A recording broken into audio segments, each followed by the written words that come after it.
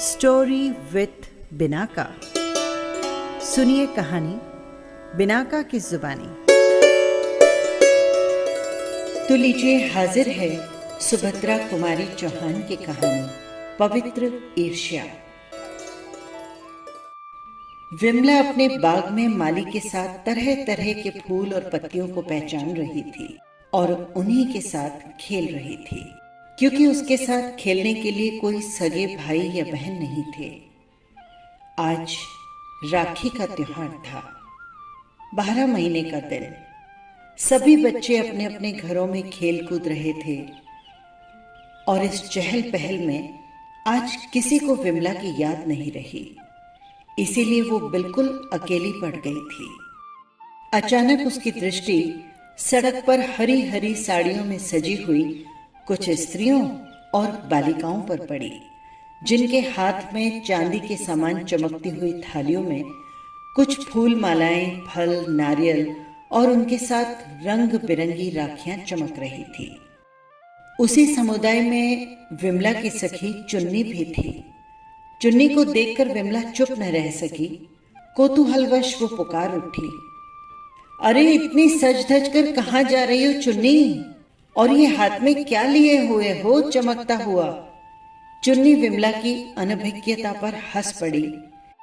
इतना भी नहीं जानती विन्नो, आज तो राखी है ना।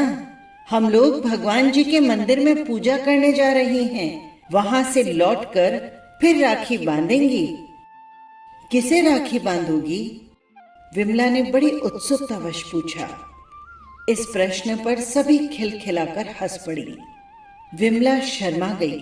चुन्नी विमला की सहेली थी और अपनी सखी के ऊपर इस प्रकार सबका हंसना उसे बिल्कुल अच्छा नहीं लगा। वो विमला के पास आकर बोली, विन्नो, हम लोग भगवान जी की पूजा करके उन्हें राखी बांधेंगे, फिर घर आकर अपने अपने भाइयों को राखी बांधेंगी। तुम भी चलो ना मेरे साथ। पर मैंने अभी अम्मा को नहीं पूछा ना, माँ से पूछकर मंदिर में आ जाना। ये कहकर चुन्नी चली गई। विमला अपने हृदय में राखी बांधने की प्रबल उत्कंठा लिए हुए बड़े उत्साह से माँ के पास आई। उसकी माँ कमला बैठी हुई कुछ पकवान बना रही थी। वो 9 बरस की छोटी सी बालिका घर में बिल्कुल अकेली होने के कारण अब भी निरीह बालिका थी। वो माँ के गले में दोनों बाहें डालकर उनकी पीठ पर झूल गई और बोली, मैं भी राखी बांधूंगी माँ। तू किसे राखी बांधेगी बेटी? माँ ने किंचित उदासी के साथ पूछा। तुम जिसे कह दोगी माँ, विमला ने सरल भाव से कह दिया। किंतु माँ की आंखों से आंसू न रुक सके। कुछ ही क्षणों में अपने को कुछ स्वस्थ पाकर कमला ने कहा, तेरी किस्मत में राखी बांधना लिखा होता तो क्या 4 भाइयों में से एक भी न रहता? राखी का नाम लेकर मुझे मत जला बेटी, चुप रह तू। माँ के आंसुओं से विमला सहम सी गई। कहाँ के और किसके 4 भाई, वो भी कुछ नहीं समझी। हाँ, वो इतना समझ गई कि राखी के नाम से माँ को दुख होता है, इसीलिए राखी का नाम अब माँ के सामने नहीं लेना चाहिए। पर राखी बांधने की उत्कंठा को वो दबा न सकी। किसे राखी बांधे, कैसे बांधे, इसी उधेड़बुन में वो फिर से बगीचे में चली गई।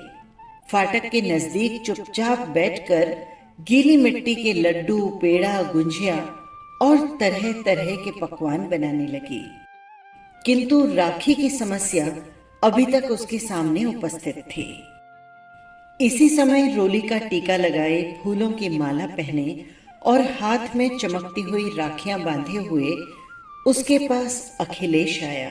वो अपना वैभव विमला को दिखलाना चाहता था, क्योंकि विमला और उसमें मित्रता होने के साथ साथ सदा इस बात की भी लाग लोट रहती कि कौन किससे और किस बात में बढ़ा चढ़ा है। सदा ही दोनों इस बात को सिद्ध करना चाहते थे कि हम तुमसे किसी बात में कम नहीं। विमला मिट्टी के पकवान बनाने में इतनी तल्लीन थी कि अखिलेश का आना उसे मालूम न हो सका। कोई और दिन होता तो शायद विमला के इस प्रकार चुप रह जाने पर अखिलेश भी चला जाता, परंतु आज उसे विमला को अपनी राखियां दिखलानी थी।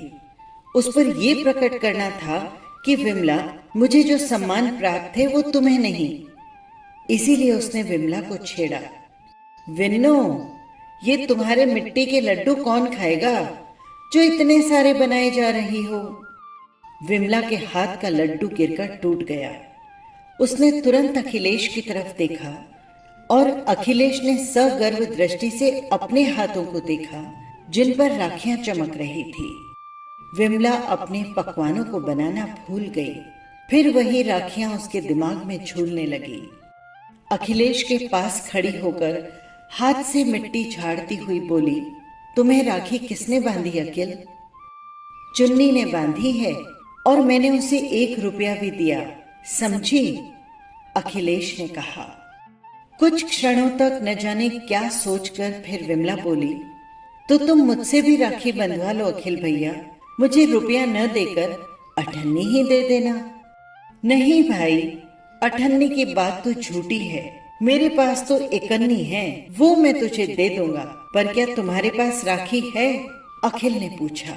विमला कुछ सोचती हुई बोली, राखी तो नहीं है, कौन लाकर देगा मुझे?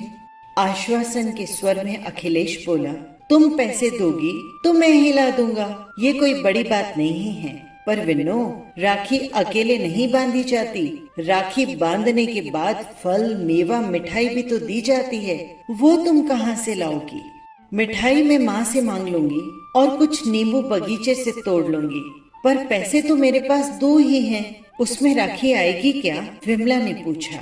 अखिलेश ने कहा, 2 पैसे में राखी और मिठाई दोनों ला दूंगा विन्नो। अब तुम माँ से मिठाई न मांगो तो भी काम चल सकता है। विमला चाहती भी यही थी कि किसी प्रकार चुपचाप राखी बन जाए और माँ भी न जान पाए। जब उसे मालूम हुआ कि 2 पैसों में राखी और मिठाई दोनों आ जाएगी तो उसे बड़ी प्रसन्नता हुई।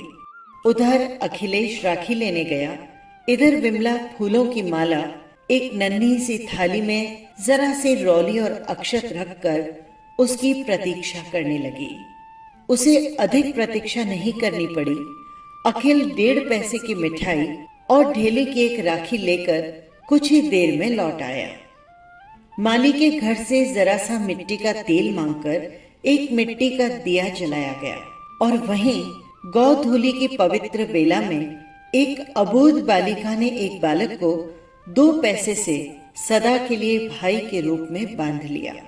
तिलक लगाकर, अक्षत छिड़ककर विमला ने अखिल को राखी बांधी, फूलों की माला पहनाकर उसे मिठाई खिला दी और अखिल ने उसी समय विमला के हाथ में 51 रखकर उसके पैर छू लिए। पैर छूकर ज्यों ही वो ऊपर उठा, सामने विमला की माँ खड़ी थी। उसकी आंखों से आंसू गिर रहे थे। उन्हें याद आ रहा था अखिलेश के साथ ही का उनका बच्चा, यदि आज वो होता तो वो भी 12 बरस का होता। सहसा माँ को सामने देखकर विमला कुछ संकोच में पड़ गई। 51 को मुट्ठी में दबाकर चुपचाप एक तरफ खड़ी हो गई। अखिल 2 कदम आगे बढ़कर बोला, चाची, विन्नो ने आज मुझे राखी बांधी है और मैंने उसे एक 51 भी दी है। अब ये भी मेरी बहन हो गई ना चाची? माँ ने अखिल को पकड़कर प्यार से हृदय से लगाते हुए गर्द कंठ से कहा, हाँ, तू हो गया मेरा बेटा अखिल। अखिलेश ने विमला की बात सुनी या नहीं, किंतु वो अपनी एक बहन के कारण बहुत परेशान था। वो उससे सदा लड़ती थी।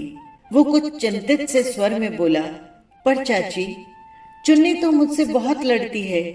अब तो विन्नो बहन हो गई, क्या ये भी मुझसे लड़ा करेगी? नहीं रे पगले, सब बहनें नहीं लड़ा करती, माँ ने कहा और दोनों बच्चों को लेकर घर चली गई। उस दिन से अखिल के 2 घर हो गए। 2 घरों में उसे माता की ममता, पिता का दुलार और बहन का स्नेह मिलने लगा। इस खिलवाड़ को प्रायः 8 साल बीत गए। विमला अब 17 साल की युवती थी। विमला और अखिलेश दोनों सगे भाई बहन से किसी बात में कम नहीं थे। अब हर साल विमला बड़ी धूमधाम से अखिलेश को राखी बांधा करती। चुन्नी सगी बहन होकर भी अखिलेश के हृदय में वो स्थान नहीं बना सकी जो विमला ने अपने सरल और नम्र स्वभाव के कारण बना लिया था। विमला जैसी बहन पर अखिलेश को उसी प्रकार गर्व था जिस प्रकार विमला को अखिलेश के समान सुशील, तेजस्वी और मनस्वी भाई के पाने पर था। बीए की परीक्षा में यूनिवर्सिटी भर में फर्स्ट आने के कारण अखिलेश को विदेश जाकर विशेष अध्ययन के लिए सरकार द्वारा छात्रवृत्ति मिली थी और उसे 2 साल के लिए विदेश जाना पड़ा। विदेश जाने के लगभग 1.5 साल बाद ही अखिलेश को लाल लिफाफे में विमला के विवाह का निमंत्रण मिला। विमला के विवाह के समाचार से वो बहुत प्रसन्न हुआ, लेकिन विवाह में सम्मिलित न हो सकेगा इस कारण उसे दुख भी हुआ। विमला अपने माता पिता की अंतिम संतान थी। उससे बड़े उसके 4 भाई और 2 बहनें लगभग 2-3 साल के होकर दुनिया से चले गए थे। न जाने कितने टोटके, पूजा, जाप, तंत्र मंत्र करके वे एक लड़की को जिंदा रख सके थे। नई सभ्यता की पक्षपाती होने पर भी संतान के लिए विमला की मां ने जिसने भी जो कुछ बताया वो सब किया। विमला के गले में किसी महात्मा की बताई हुई एक तावीज अभी तक पड़ी थी। तात्पर्य यह है कि माता पिता दोनों की बड़ी ही दुलारी थे विमला। 15वें वर्ष में पैर रखते ही मां को उसके विवाह की चिंता होने लगी, पर बाबू अनंतराम कुछ लापरवाह से थे। विवाह का ध्यान आते ही वे सोचते कि एक ही तो लड़की है और वो भी चली गई तो घर जंगल हो जाएगा। जितने दिन विवाह टल सके उतना ही दिन अच्छा है। इसी से वे कुछ बेफिक्र से रहते। इसके अतिरिक्त उन्हें विमला के योग्य कोई वर भी तो नहीं मिला। वर अच्छा मिलता तो घर मन का न होता, और घर अच्छा होता तो वर में कोई न कोई बात ऐसी रहती जिससे वो विवाह करने में हिचकते। उनके मकान से कुछ दूर पर ही गंगा अपनी निर्मल धारा में बहा करती थी। प्राय वे सब लोग रोज गंगा में ही स्नान करते। विमला भी अपनी माँ के साथ रोज गंगा में नहाने जाती थी। एक दिन प्रातःकाल दोनों माँ बेटी नहाने गई कि अचानक विमला का पैर फिसला और वो बह चली। माँ पुत्री को बचाने के लिए आगे बढ़ी, किंतु बचाना तो दूर वो स्वयं भी बह निकली। घाट पर किसी भी व्यक्ति की नजर उन पर नहीं पड़ी, इसीलिए दोनों माँ बेटियां बहती हुई पुल के नजदीक पहुंच गई। पुल के ऊपर कुछ कॉलेज के विद्यार्थी घूम रहे थे। एक की नजर इन असहाय स्त्रियों पर पड़ी। वो फौरन कूद पड़ा। बहुत अच्छा तैराक होने के कारण अपने ही बाहुबल पर वो दोनों माँ बेटियों को बाहर निकाल कर ले आया। उसकी सहायता के लिए दूसरे विद्यार्थी भी घाट पर आ गए। कोई डॉक्टर के लिए दौड़ा तो कोई मोटर के लिए। कुछ ही देर में माँ को तो होश आ गया, पर विमला स्वस्थ नहीं हुई। इसी बीच अनंतराम जी के पास भी खबर पहुंची। वे भी दौड़ कर आए। कमला और विमला अभी तक नहाकर वापस नहीं लौटी थी। रह रहकर उन्हें ये आशंका हो रही थी कि घाट पर कहीं वही तो नहीं है। घाट पर पहुंचे तो देखा आशंका सत्य निकली। मोटर पर कमला और विमला को बिठाकर वे घर लौट आए। वे अपने उपकारी उस विद्यार्थी को भी नहीं भूले थे जिसने उनकी पत्नी और कन्या को डूबने से बचाया था।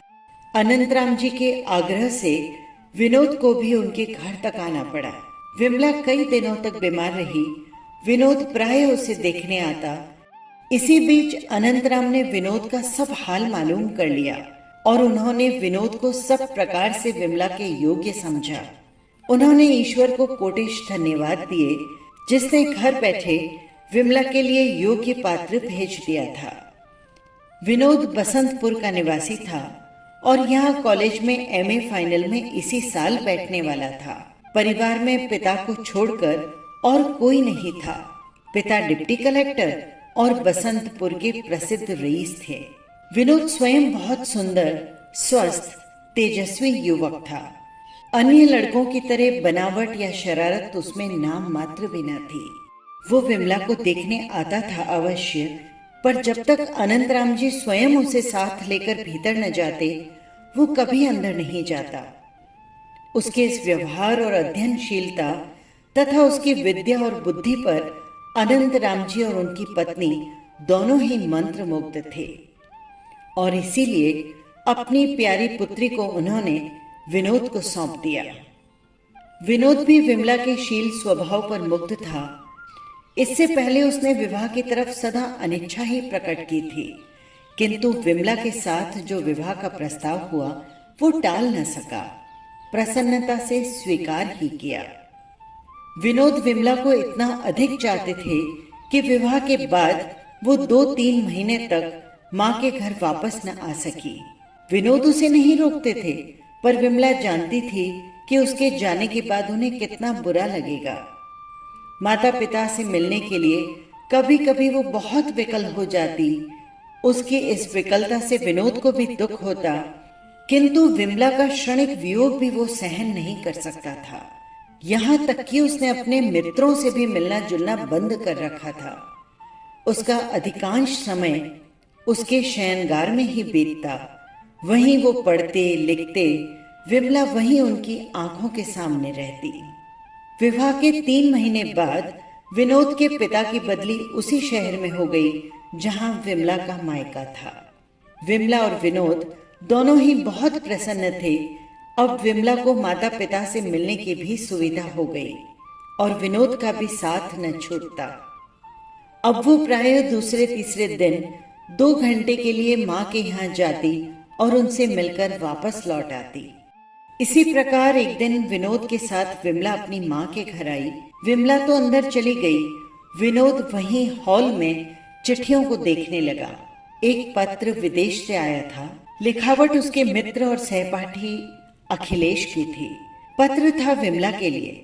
विनोद ने उत्सुकता से पत्र खोला, जिसमें लिखा था, प्यारी विन्नो, अब तो तुम्हारे पत्रों के लिए बड़ी लंबी प्रतीक्षा करनी पड़ती है।